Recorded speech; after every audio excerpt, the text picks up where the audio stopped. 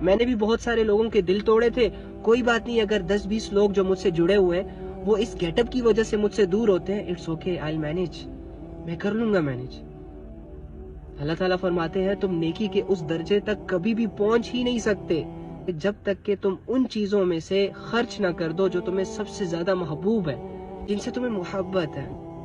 ان چیزوں کو جب تک تم اللہ کے راستے میں قربان نہیں کرو گے, سیکریفائز نہیں کرو گے, تم نیکی کی لذت کو فیل نہیں کر پاؤ گے, تم اللہ کی رحمت کو محسوس نہیں کر پاؤ گے.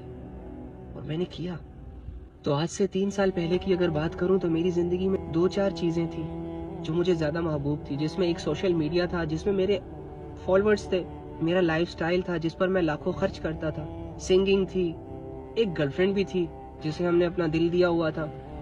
چھوڑنا پڑا, سب کچھ چھوڑنا پڑا, ریزنز بتا کے چھوڑا, اور وہ خوش ہوئی اس بات پر. انسٹاگرام چھوڑ دیا, ٹک ٹاک چھوڑ دی, یوٹیوب چھوڑ دیا, فیس بک چھوڑ دیا, چلا گیا اپنے اللہ کو ڈھونڈنے کے لیے. 1 سال تک کسی سے رابطہ نہیں کیا,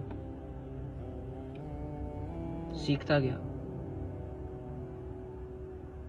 ہر انسان کی زندگی کو جج کیا, ہر انسان کی باتوں پر غور کیا, ہر سمجھانے والے کی بات کو سمجھا.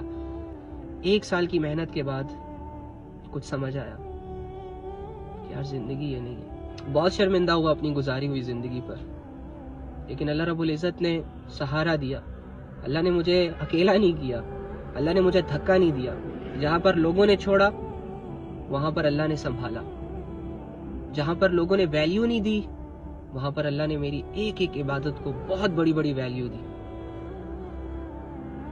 جہاں پر میری سوچ کو لوگوں نے کہا کہ یار یہ تو مولوی ہو گیا, وہاں اللہ رب العزت نے میری برداشت کو بڑھایا, میرے حوصلے کو بڑھایا, مجھے دنیا سمجھائی. ابھی بھی میری محنت جاری ہے, میں ایک سیکھنے والا انسان. آپ کو جو میں سکھا رہا ہوں یہ تو میں بہت آسان طریقے کے ساتھ اپنے 3-4 دن کی محنت کو اکٹھا کر کے تمہارے سامنے پیش کر دیتا ہوں کہ بھائی یہ دیکھو, اللہ یہ کہتے ہیں, زندگی یہ ہے.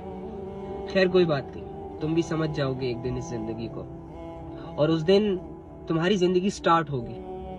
لیکن جس دن تم سمجھو نا اپنی زندگی کو, جس دن تمہیں یہ ریئلائز ہو کہ یار واقعی ان گناہوں میں سکون نہیں ہے, واقعی اس بے حیائی کے کاموں میں کوئی سکون نہیں ہے, کوئی کامیابی نہیں ہے, اس دن اپنے اللہ کے بغیر کسی اور کے پاس مت جانا.